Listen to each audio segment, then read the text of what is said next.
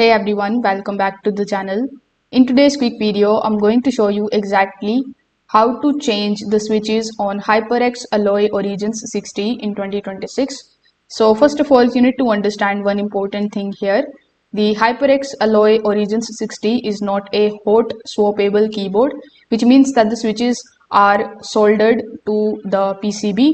You cannot simply pull out the switches like the hot swappable keyboards. You will need tools like soldering iron or desoldering pump or wick. This particular process requires basic soldering knowledge. So you need to first of all use a keycap puller in order to remove the keycaps from the keyboard. This exposes the switches underneath. Now you need to flip the keyboard and remove the screws from the back. Carefully open the case to access the internal PCB. Now inside it you need to locate the switch pins on the back of the PCB, and then you need to use a soldering iron to melt the solder.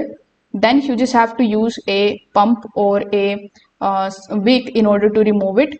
So once it is done, you just have to gently push the switch out from the front. Insert the new switch here into the PCB and make sure that the pins align correctly. Then solder the pins back into the place securely. After doing so, simply close the case, tighten the screws and reinsert the keycaps. Just make sure that everything is properly fitted. You can also plug the keyboard into your PC and then you can test all the keys. Just ensure that every switch is working correctly.